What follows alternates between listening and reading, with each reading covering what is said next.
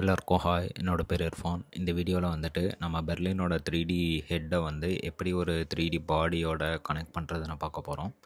So first வந்து நம்ம பெர்லினோட hair பார்த்திங்கன்னா, இது வந்து ஹேர் கார்டு கிடையாது.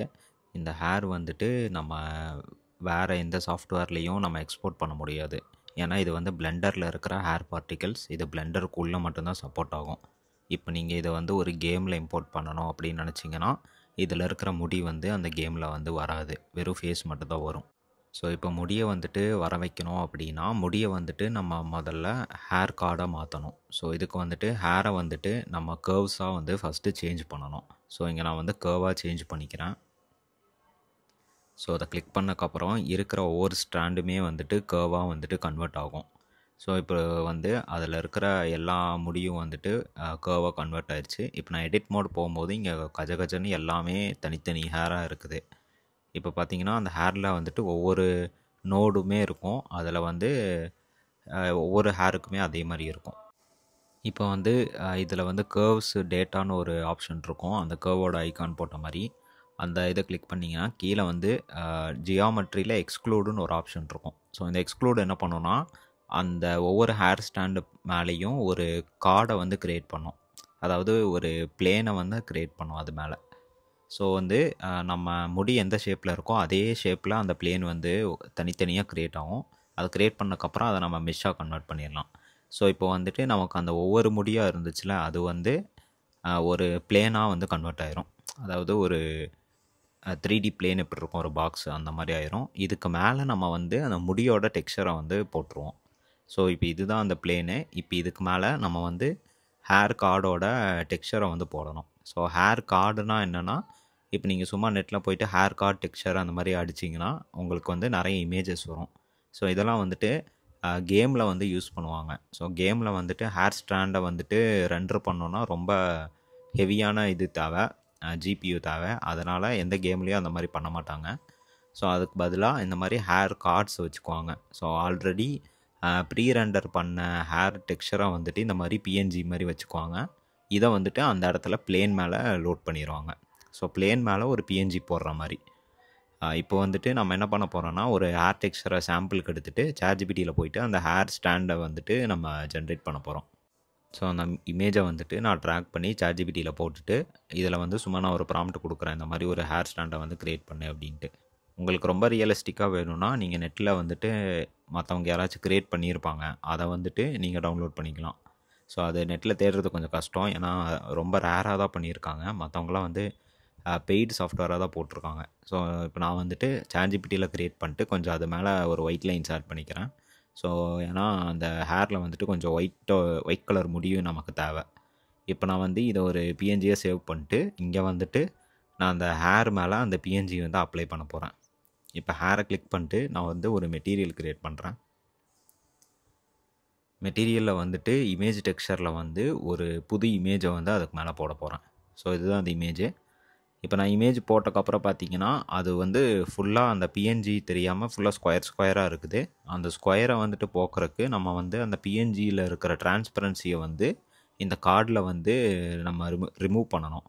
ஸோ இதுக்கு வந்து ஷேடர் போய்க்கோங்க. ஸோ இதில் வந்து இங்கே ஷேடர் ஆப்ஷன் போயிட்டு இதில் ஜூம் பண்ணி பார்த்தீங்கன்னா அந்த இமேஜ் டெக்ஸ்சரில் ஆல்ஃபான்னு ஒரு அவுட்புட் வரும். ஸோ இந்த ஆல்ஃபாவை கொண்டு போயிட்டு நம்ம பிரின்சிபல் பிஎஸ்டிஎஃப்பில் இருக்கிற ஆல்ஃபா மேலே கனெக்ட் பண்ணி விட்டுறணும். ஸோ இப்போ என்ன ஆகும்னா, அந்த ஆல்ஃபா இருக்கிற இடம்லாம் நமக்கு டிரான்ஸ்பரண்ட்டாக வந்துடும். ஸோ இப்போ ரைட் சைடில் பார்த்தீங்கன்னா அந்த ஆல்ஃபா இருக்கிற இடம்லாம் டிரான்ஸ்பரண்ட் ஆயிடுச்சு. அதாவது அந்த முடியோட டெக்ஸ்சர் எந்த அளவுக்கு பக்காவாக இருக்குதோ இங்கே முடியும் அந்த அளவுக்கு பக்காவாக வரும். இப்போ நான் போட்ட முடி வந்து கொஞ்சம் காமெடியாக இருக்கிறதுனால அவுட்புட் வந்து கொஞ்சம் நல்லா இல்லை. இதுவே நீங்கள் வந்து நல்லா சூப்பராக இருக்கிற முடியை வந்து அந்த இடத்துல போட்டிங்கன்னா அது பக்காவாக அங்கே வரும். இப்போ நான் வந்து இந்த முடியில் வந்து கொஞ்சம் கேப் வேணுன்றக்காக சில இடத்த வந்து நான் அப்படி டிரான்ஸ்பரண்ட்டாக எரேஸ் பண்ணியிருக்கேன். ஸோ இப்போ நான் அதை வந்து இங்கே அப்ளை பண்ண போகிறேன். ஸோ இங்கே அப்ளை பண்ணும்போது பார்த்தீங்கன்னா உங்களுக்கு லைட்டாக அங்கே கேப் தெரியுது. இருந்தாலுமே இது வந்து கொஞ்சம் நார்மலாக தான் இருக்குது. நம்ம வந்து கொஞ்சம் நல்லா சூப்பரான இமேஜ் போட்டால் அங்கே நல்லா வரும். ஸோ நெக்ஸ்ட்டு வந்து நம்ம இங்கே பாடியை வந்து கனெக்ட் பண்ணணும். அதுதான் மெயினான வேலை இங்கே. ஸோ அது வந்து நான் ஸ்கெட்ச் ஃபேப்பில் இருந்துட்டு ஒரு கோட் சூட்டோட 3D மாடலை வந்து டவுன்லோட் பண்ணிக்கிறேன். ஸோ இங்கே வந்து நான் டவுன்லோட் பண்ணி நான் ஜிப் ஃபைலை வந்து சேவ் பண்ணிக்கிறேன். இப்போது டவுன்லோட் ஆனதை வந்துட்டு நம்ம எக்ஸ்ட்ராக்ட் பண்ணிடலாம். ஸோ அந்த இடத்துக்கு போயிட்டு நான் வந்து இதை எக்ஸ்ட்ராக்ட் பண்ணிக்கிறேன். ஸோ எக்ஸ்ட்ராக்ட் ஆயிடுச்சு. இதில் வந்துட்டு GLTF ஃபைல் தான் வந்துட்டு அந்த 3D மாடல் ஃபைலு. அதை கொண்டு போயிட்டு அப்படியே பிளெண்டரில் தூக்கி போட்டுடலாம். ஸோ பிளெண்டரில் போட்டு இம்போர்ட் கொடுத்துட்டா இங்கே வந்து அந்த 3D மாடல் இம்போர்ட் ஆயிரும். இப்போ 3D மாடல் வந்து ரொம்பவே பெருசாக இருக்குது நம்ம ஹெட்டை விட. இப்போ நம்ம என்ன பண்ணுறோன்னா இந்த ஹெட்டை தூக்கிட்டு போயிட்டு அந்த 3D மாடலோட கழுத்துக்கு எங்கே இருக்கோ அந்த இடத்துல கரெக்டாக ஃபிட் பண்ணணும். ஓகே, நம்ம ஃபஸ்ட்டு மேலே கொண்டு போயிட்டு நம்ம ரொம்ப பெருசாக வந்து ஸ்கேல் பண்ணணும் இதை. ஏன்னா நம்ம ஹெட்டு வந்து ரொம்ப சின்னதாக இருக்குது. இதை வந்து ரொட்டேட் பண்ணி ஸ்கேல் பண்ணணும். ஸ்கேல் பண்ணிடலாம், அப்போ தான் எவ்வளோ பெருசில் எந்த டைரெக்ஷனில் இருக்குன்னு நமக்கு தெரியும். ஸோ அட்ஜஸ்ட்மெண்ட் பண்ணிட்டு நம்ம கரெக்டாக அங்கே நெக்குக்கு நேராக வச்சிடலாம். இங்கே பார்த்தீங்கன்னா நெக்கில் வந்துட்டு கொஞ்சம் கேப் இருக்குது. இந்த கேப்பை வந்து நம்ம 3D மாடலில் ஹெட்டை வந்து எதுவும் பண்ணக்கூடாது. நம்ம வந்து அந்த கோட் சூட்டை வந்துட்டு கொஞ்சம் கழுத்துக்கு ஒட்டின மாதிரி கொஞ்சம் அட்ஜஸ்ட் பண்ணி வச்சுக்கலாம். ஸோ அதுக்கு நான் வந்து ஸ்கல்ப்டிங் போயிட்டு அந்த கோட் சூட்டை வந்துட்டு கழுத்தோடு ஒட்டின மாதிரி கொஞ்சம் மாற்றிக்கிறேன். ஸோ இருக்கிற கேப்லாம் அப்படியே லைட்டாக அடைச்சி விட்டுக்கிறேன். ஸோ வந்து சுற்றி ஃபுல்லாக பார்க்கணும், நம்ம பின்னாடியும் வந்துட்டு கரெக்டாக இருக்கான்னு பார்த்துக்கணும். ஸோ பின்னாடி பார்த்திங்கன்னா லைட்டாக கழுத்தை வந்து ஓவர்லேப் பண்ணியிருக்கு, அதையும் வந்துட்டு ஃபிக்ஸ் பண்ணிடலாம். ஓகே, இப்போ நம்ம வந்து ஹெட்டை வந்து கரெக்டாக நம்ம வச்சிட்டோம். இப்போ இந்த கோட்டை பார்த்தீங்கன்னா கோட்டில் அங்கங்கே வெள்ளை வெள்ளையாக இருக்குது. இது ஏன் இப்படி இருக்குது அப்படின்னா அந்த எக்ஸாக்டாக அந்த என்ன டேர்ம்னு எனக்கு தெரியல. இது வந்து அந்த கோட்டில் இருக்கிற ட்ரையாங்கிள்ஸும் அதை இந்த வியூ போர்ட்டில் இருக்கிற லைட்டிங்கும் வந்துட்டு கரெக்டாக மேட்ச் ஆகலைன்னா அந்த மாதிரி வந்து ஆகும். ஸோ இதுக்கு என்ன பண்ணலான்னா நம்ம அந்த கோட்டில் இருக்கிற ட்ரையாங்கிள்ஸ் இன்க்ரீஸ் பண்ணால் அது வந்து இந்த இடத்துக்கு ஏற்ற மாதிரி அது மாறிக்கும். ஸோ இதுக்கு வந்துட்டு இங்கே ஆட் மாடிஃபயர்ஸ்குள்ளே சப்டிவிஷன் சர்ஃபேஸ்னு ஒரு ஆப்ஷன் இருக்கும். அதை கொடுத்தீங்கன்னா அந்த கோட்டில் வந்து எக்கச்சக்க ட்ரையாங்கிள்ஸ் அதை வந்து க்ரியேட் பண்ணி விட்டுரும்.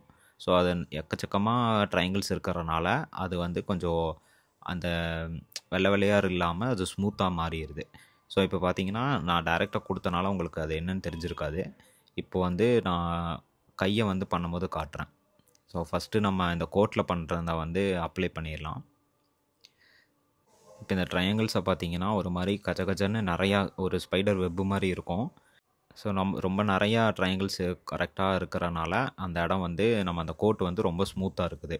இப்போ கை பார்த்திங்கன்னா அந்த இடம்லாம் தப்பாக இருக்குது. இப்போ இந்த கையை கிளிக் பண்ணிட்டு நம்ம என்ன பண்ணோன்னா அதே மாதிரி அந்த சப்டிவிஷன் சர்ஃபேஸை வந்து எனேபிள் பண்ணணும். ஸோ இதில் வந்து நம்ம சப்டிவிஷன் சர்ஃபேஸை எனேபிள் பண்ணால் அந்த கையுக்கும் அதே மாதிரி ஃபிக்ஸ் ஆயிரும். ஸோ நம்ம இது பண்ணுறதுக்கு முன்னாடி நான் கையோட ட்ரையாங்கிள் வந்து ஃபஸ்ட்டு எப்படி இருக்குது அப்படின்றத காமிச்சிட்றேன். ஸோ அப்போ தான் வந்து உங்களுக்கு அது என்ன மாடிஃபை ஆகிருக்குன்னு தெரியும். ஸோ இப்போ இந்த கையை ஜூம் பண்ணி பார்த்தீங்கன்னா இப்போது அந்த ட்ரையாங்கிள் பாருங்கள், ஒரு பாக்ஸ் போட்டுட்டு அதில் வந்து ஒரு ஸ்லாஷ் இருக்கிற மாதிரி இருக்குது ட்ரையாங்கிள். ஸோ இது வந்து நார்மலாக இப்படி தான் இருக்கும். இப்போ நம்ம வந்து அந்த சப்டிவிஷன் சர்ஃபேஸை எனேபிள் பண்ணக்கப்புறம் அதே ட்ரையாங்கிளை பாருங்கள் எப்படி இருக்குன்ட்டு. இப்போ நான் வந்து இதை எனேபிள் பண்ணுறேன். ஸோ லோட் ஆகிட்டுருக்கு. ஸோ இப்போ பார்த்தீங்கன்னா ஃபிக்ஸ் ஆகிருச்சு. இப்போ வந்து அதே மாதிரி தான் இருக்கும், ஏன்னா இன்னும் ரைட் சைடில் வந்து அப்ளை பண்ணல, இதை அப்ளை பண்ணிடலாம்.